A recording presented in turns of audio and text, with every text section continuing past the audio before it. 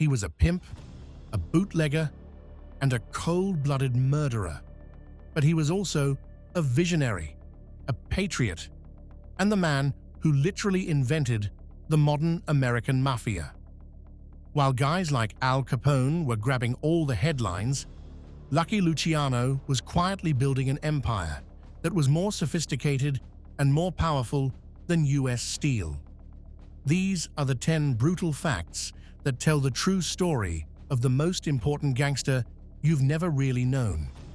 He was a product of brutal poverty. Lucky Luciano's story doesn't start in the flashy speakeasies of New York. It starts in the sulfur-choked hills of Sicily. He was born Salvatore Lucania back on November 24, 1897, in a bleak mining town called Lercara Friddi. This was a place of miserable, back-breaking poverty. His father, Antonio, worked in the sulfur mines, a dangerous, unforgiving job that barely put food on the table. The dream of America was a beacon, promising an escape from a life sentence of hard labor. In 1906, when Salvatore was just 9, the Lucanias joined the wave of Italian immigrants and sailed for New York City, ending up in the crime-ridden tenements of the Lower East Side. This new world was no paradise. It was a chaotic mess of clashing cultures, with Irish, Jewish, and Italian gangs fighting over every scrap of turf. Young Salvatore couldn't speak a word of English and was an immediate target, but he wasn't the kind of kid who backed down. He learned fast that on these streets, fear was a currency. He started his first racket, not with weapons, but with pure guts, shaking down younger Jewish kids for a few cents a week in protection money. It was during one of these shakedowns that he met a skinny, defiant kid named Meyer Lansky, who flat out refused to pay. Instead of a fight, Luciano saw a kindred spirit, a kid with brains. That meeting planted the seed of a partnership that would one day change organized crime forever. From the sulfur mines of Sicily to the grimy streets of New York, Salvatore learned his first brutal lesson. Power, not hard work, was the only real way out. He built a multi-ethnic criminal alliance. In the early 20th century, the New York underworld was a deeply segregated world. The old-school Sicilian bosses, nicknamed the Mustache Petes, were suspicious of anyone who wasn't from their home village, let alone anyone who wasn't Italian. They were traditionalists, stuck in old feuds and vendettas that limited their power and, more importantly, their profits. Luciano saw this for what it was: terrible for business. He was a new breed of gangster, a product of the American melting pot, who knew that tribalism was bad for the bottom line. His closest and most trusted partners were two Jewish gangsters, the brilliant financial mind Meyer Lansky and the hot-headed violent Benjamin Bugsy Siegel. Luciano, Lansky, and Siegel were a perfect, terrifying team. Luciano was the visionary, Lansky was the numbers guy who could manage the money, and Siegel was the muscle who wasn't afraid to get his hands bloody. Together, they laid the foundation for what would become the National Crime Syndicate. Their friendship flew in the face of the mob's ethnic rules. They did business with Irish gangsters, Polish bookies, anyone who could help them make a buck. This revolutionary idea was a direct challenge to the old guard. While the Mustache Petes were stuck in ancient feuds, Luciano and his crew were building a diverse, flexible, and much more powerful organization. They joined the infamous 5 Points Gang, which further grew their network and put them in touch with other future legends like Al Capone. This brutal fact set Luciano apart. He wasn't just building an Italian mob, he was building an American crime corporation. He earned his nickname by surviving a death ride. Every gangster legend needs a cool nickname, and Salvatore Lucania got his in the most brutal way you can imagine. In October 1929, he was snatched off a Manhattan street at gunpoint and thrown into a limo. This was a one-way ride, the kind of trip no one comes back from. He was driven to a desolate beach on Staten Island, where his captors tortured him. They beat him, stabbed him over and over with an ice pick, and for the final touch, slit his throat and left him for dead. But against all odds, he survived. A cop on patrol found him, and he was rushed to a hospital, barely clinging to life. The attack left him with a permanently drooping right eye and a gravelly voice which became his trademarks. When the police questioned him, Luciano stuck to the strict code of omertà, the mafia's vow of silence. He never said who did it. That defiance, plus his miraculous survival, cemented his legend. Was it his boss, Joe Masseria, testing his loyalty? The police sending a message? Or was it rival boss Salvatore Maranzano? No one knows for sure. But the incident gave him his iconic name. His friends started calling him Lucky, and from that day on, he was no longer Salvatore Lucania. He was Lucky Luciano, a man who stared death in the face and didn't blink. The name was a warning. This was a man you couldn't kill. He engineered the end of a bloody war. By the late 1920s, Luciano was the top lieutenant for one of New York's two most powerful mob bosses, Giuseppe "Joe the Boss" Masseria. Masseria was the classic Mustache Pete, a greedy, uneducated old-school boss who barely spoke English and trusted only his fellow Sicilians. On the other side was Salvatore Maranzano, a more refined but just as ruthless leader who saw himself as a modern-day Roman emperor. In 1930, the rivalry between these two titans exploded into the Castellamarese War. The streets of New York ran red as the two sides battled for control. Dozens of gangsters were gunned down, business was a mess, and all the headlines brought heat from the law. For a pragmatist like Luciano, this was pure chaos. It was bad for business and completely pointless. So he decided to end it. In an act of incredible treachery, Luciano made a secret deal with Maranzano to betray his own boss. On April 15, 1931, Luciano took Masseria to lunch at a Coney Island restaurant. After they finished eating, Luciano excused himself to go to the bathroom. Just as he did, a team of assassins burst in and shot Joe the Boss to death. Who were the shooters? Legend says it was a crew of future all-stars, Bugsy Siegel, Vito Genovese, Albert Anastasia, and Joe Adonis. But the truth is, Luciano's move was so clean, their identities were never confirmed. With that single, bloody act, the war was over. Luciano had ended the bloodshed by orchestrating one of the most infamous hits in mafia history. He killed the man who made him number two. With Masseria out of the picture, Salvatore Maranzano was the undisputed winner of the war. He called a huge meeting of the city's gangsters and declared himself Capo di tutti capi, the boss of all bosses. He then reorganized New York's Italian gangs into the structure we know today, the Five Families. For betraying Masseria, Luciano was rewarded with his own family and the role of Maranzano's number two. It looked like a new era of peace had finally arrived, but Maranzano was just another Mustache Pete.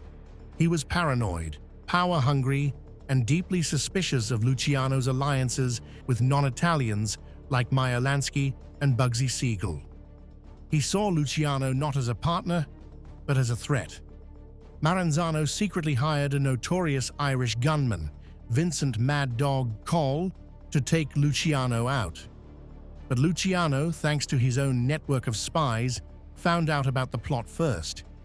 He decided to strike before Maranzano could, using the same ruthlessness he'd shown with Masseria. Just 6 months after helping Maranzano become the top boss, Luciano arranged his murder. On September 10, 1931, a team of Jewish assassins, loaned by Meyer Lansky and disguised as government agents, walked into Maranzano's Park Avenue office. They cornered the boss of all bosses and stabbed and shot him to death. With that one move, Luciano wiped out the last of the old world leaders. The era of the mustache Petes was over, and the path was clear for his own vision. He created the mafia's board of directors.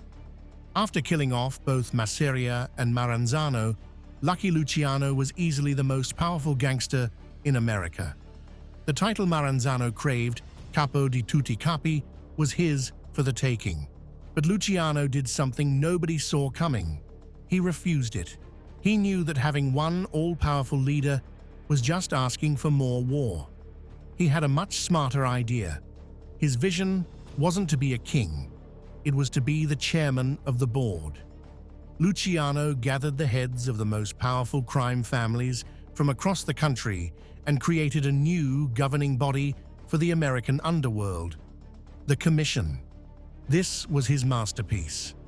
The Commission worked like a corporate board for the mafia. The founding members were the heads of New York's 5 families and the powerful Chicago outfit. Its purpose was simple and revolutionary: replace bullets with boardroom meetings.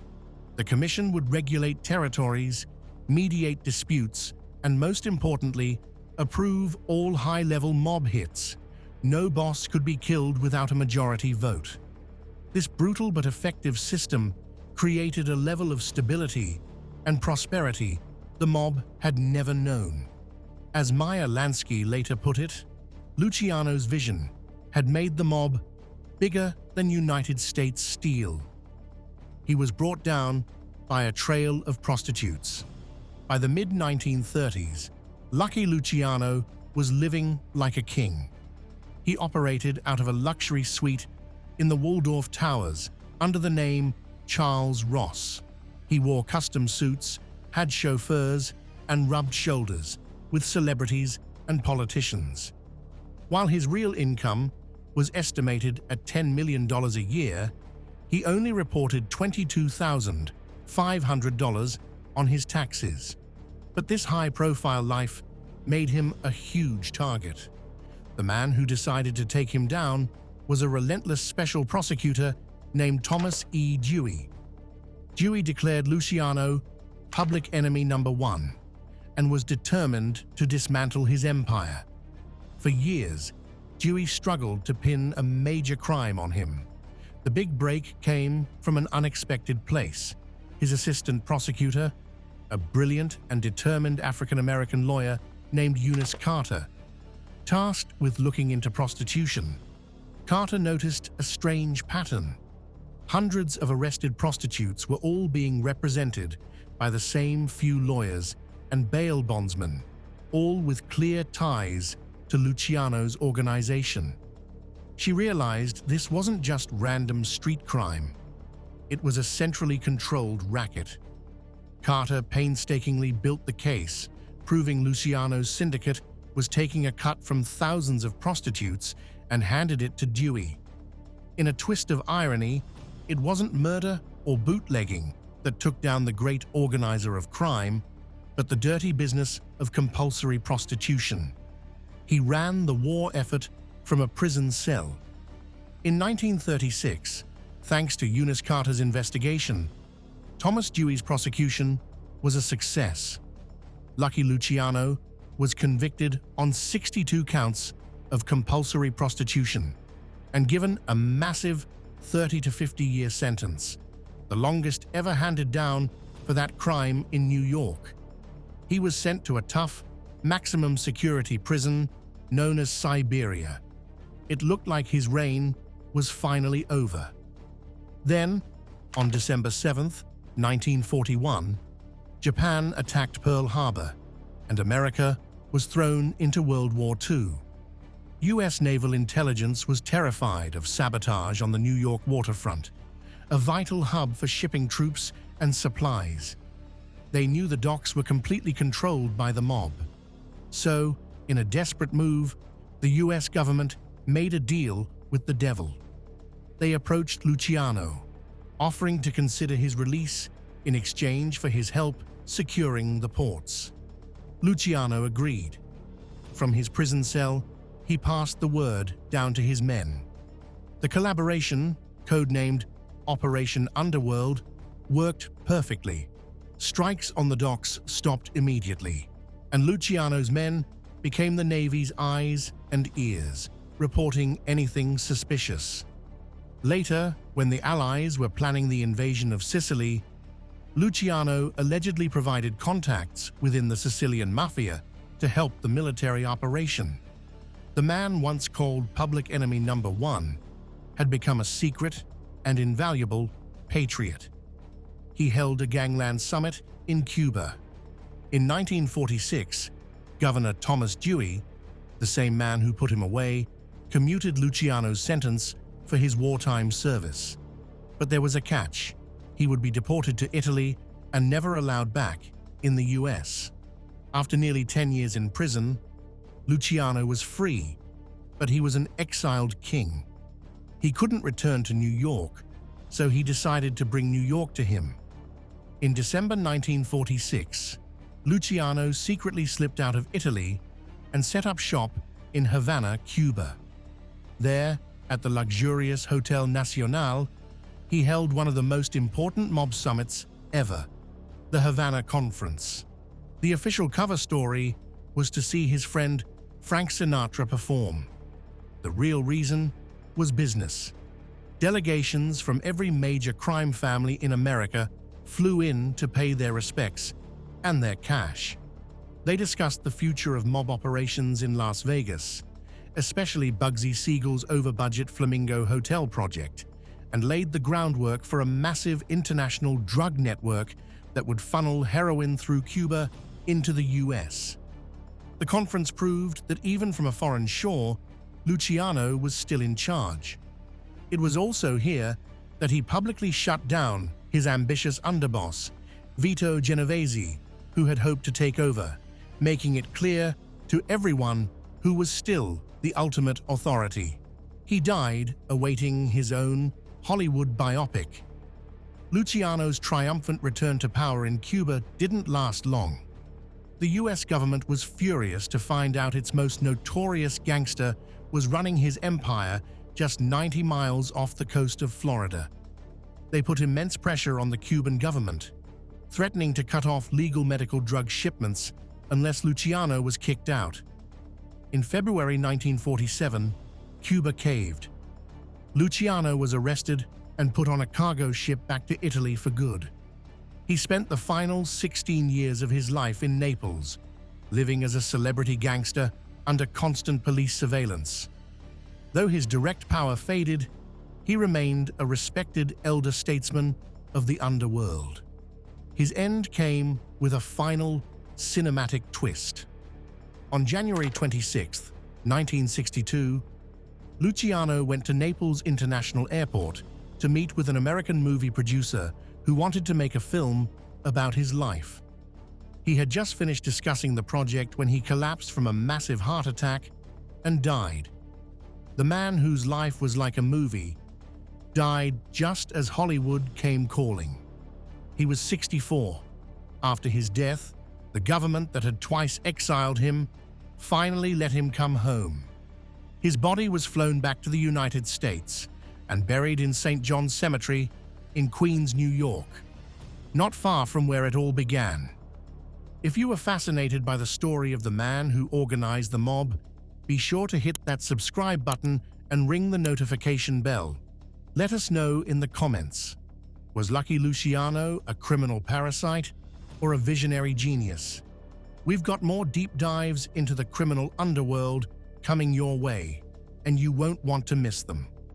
Lucky Luciano's legacy is a twisted mix of violence, innovation, and pure ambition. He was a ruthless killer who brought an end to pointless killing. He was a gangster who thought like a CEO, turning street thugs into a national crime corporation. He never took the title boss of all bosses, but by creating the commission, he became something much more important: the architect of the modern American mafia. His story is a brutal reminder that sometimes the most revolutionary ideas come from the most dangerous minds.